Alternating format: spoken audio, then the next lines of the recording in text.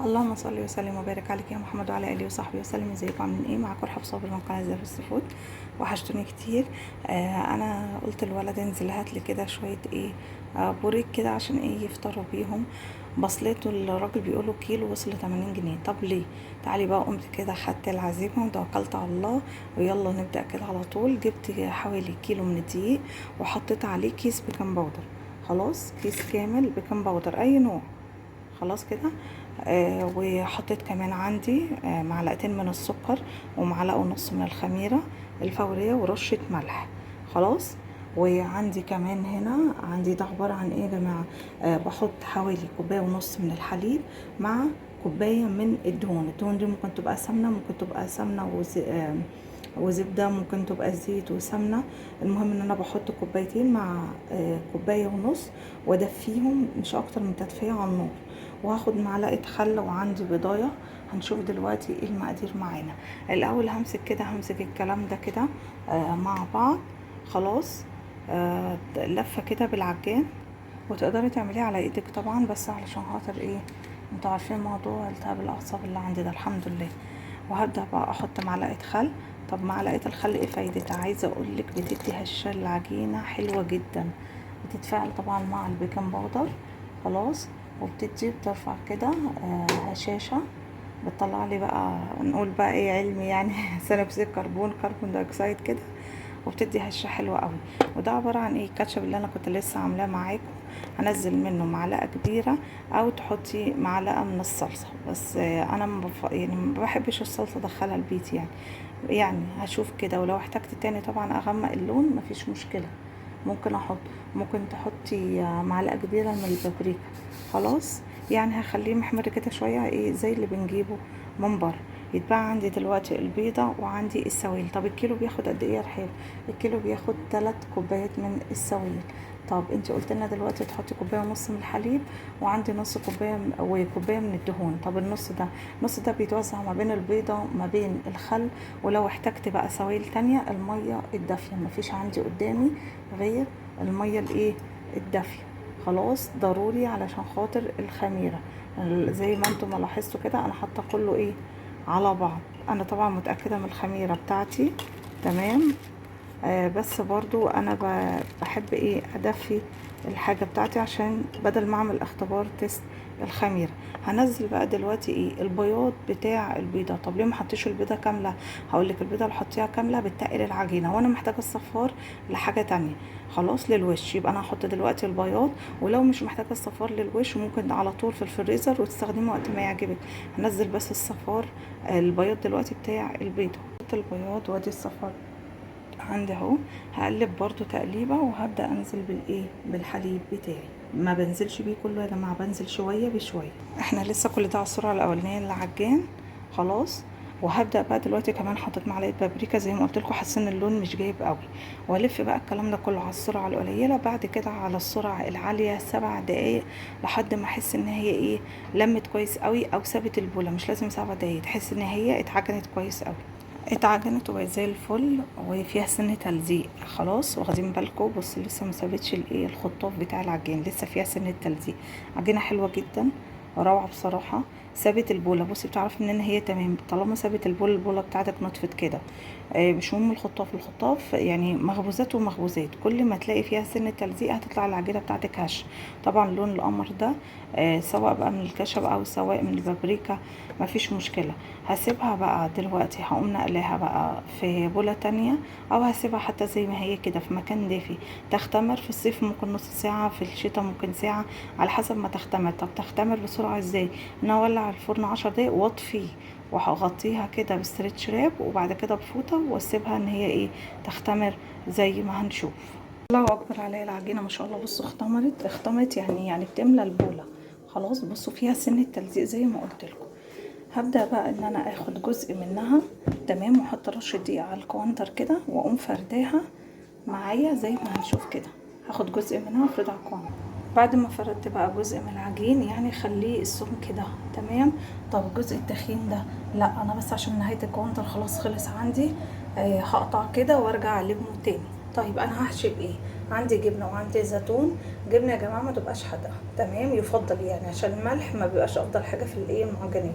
جبنه والزيتون، وعندي فلفل الوان احمر واخضر واصفر وزي الفل. هجيب بقى كوبايه عاديه جدا، حسب بقى انت عايزه المقاس ايه. انا عايزاها الحجم ده لان لسه هتختمر تاني. شايفين لونها روعه. وهبدا اعمل كده بالكوبايه زي ما انتم ما شايفين، تمام. خلاص كده بصوا، ما رجعتش تاني مكانها، يبقى معنى كده العجينه كانت مرتاحه معايا. لازم تختمر كويس.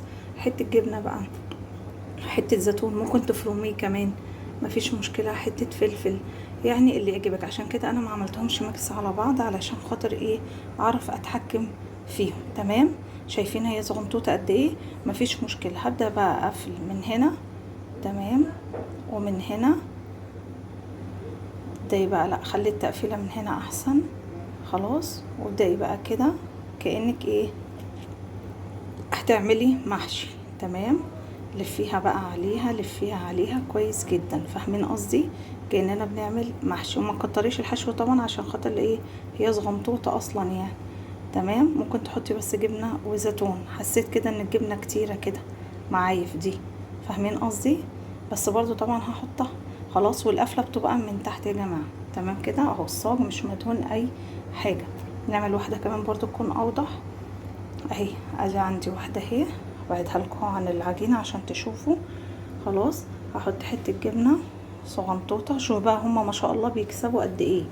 خلاص، من حاجه يعني بجد بيستعبطوا يعني، عشان الاسعار الواحد ايه بيشوف. زي ما قلت لك، اي فلفل تحبيه، فلفل احمر، فلفل اصفر، ما تحطيش فلفل خالص، براحتك خالص. بصي من هنا ومن هنا، ولفي من هنا ومن هنا، وايه بالجنبين، وبعد كده لفي. اهم حاجة انك تلفي على الجبنة كويس جدا. خلاص، هما بيبقوا حاطين فيها بصراحة لحسة يعني، هي نفس الكمية اهي. بصوا ده مظبوط بقى اكتر، بس مش مالك عشان انا ماسكة الكاميرا. هعمل بقى كلهم معايا. خلاص، احطهم بقى كلهم كده واعملهم معايا ونشوف الخطوة الجاية ايه. اللهم بارك يا رب. ولو حسيتي ان الفلفل كتير مفيش مشكله، حطي زيتون، ما تحطيش حاجه خالص، حطي جبنه. طعمه روعه. سيبه بقى يختمر يعني حوالي 10 دقايق كمان كده، تمام. ولع الفرن 10 دقايق. خلاص، وهحط الصاج ده على الفرن من فوق يختمر تاني. يعني هشتغل شغلانتين، الفرن يسخن وفي نفس الوقت الصاج بتاعي يختمر. خلاص، وطبعا بقيه العجينه بلمها يا جماعه وبعمل غيرها، وهكذا وهكذا. اللهم بارك يا رب. اختمر زي الفل. وعملت غيرها هوريها لكم دلوقتي. جبت بقى صفار البيضه اللي كان عندي وحطيت عليها معلقه من الخل. خل، يا اما تحطي خل، يا اما رشه نسكافيه، يا اما فانيليا، تمام. ولو عايزه تحطي عليه حليب كمان ممكن، بس انا هكتفي بالبيض بس. يعني دي الطريقه اللي بيستخدموها بره، وممكن في الافران يعني ممكن عادي تحطي لبن لو هتخففيه. خلاص، طب انا ليه هدهن اصلا وشه؟ بصوا بقى اختمر وبقى زي الفل، بالراحه خالص عشان ما تضيعش الخمر بتاعه. انا بدهن وشه كده بسرعه، واقوم حاطه عليه عشان هحط عليه بسم الله الرحمن الرحيم حبه بركه. وتقدري تحطي سمسم، رشي وحطي على طول. خلاص، هدهن بقى كله واحط عليه كله حبه البركه. وبعد كده هقوم مدخلاه الفرن على درجه حراره 200. هحطه في الرف الاوسط لانه مقلبص شويه كده، تمام. وطبعا ما بين كل واحده والتانيه تسيبي مسافه علشان ايه، اما تيجي تعمليها اصلا عشان يبقى فيه سبيس كده ما يلزقوش في بعض.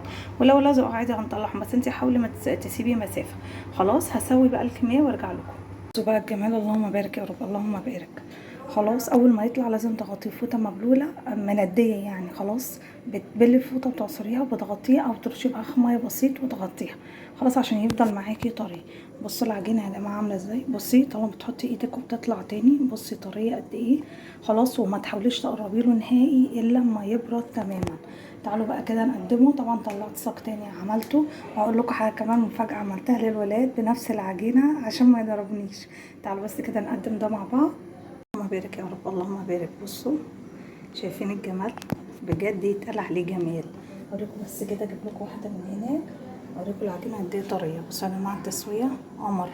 بصوا العجينه، بصوا هشه ازاي. بصي طالما تحطي ايدك كده وترجع تطلع تاني، يبقى العجينه معاكي زي الفل. بصوا بقى من جوه، الله اكبر. بصوا التفريغه، بس ثبت الكاميرا كده دقيقه. بصوا الولاد يا ماما يا ماما عايزين بجد. شايفين التفريغه اللي في العجينه هايله وهشه وتسويه زي الفل وطعم احلى واحلى. انتوا عارفيني لازم ادوق الاول قبل ما اخلص تسويه. ايه رايكم بقى في الجمال ده؟ تحفه بمعنى الكلمه. وطبعا ما قدرتش ان انا اقاوم ان انا اعمل لهم من نفس العجينه بيتزايه قمر كده عشان ما اتضربش. لازم اعمل لهم بيتزايه حلوه جدا. تمام. كان ناقص لها بس الموزاريلا بصراحه ما كانش عندي، بس كل اللي موجود نشتغل بيه. وعندي الصاج التاني لازم اغطيه. وبألف هنا وشفا. ايه رايكم بقى في الجمال ده؟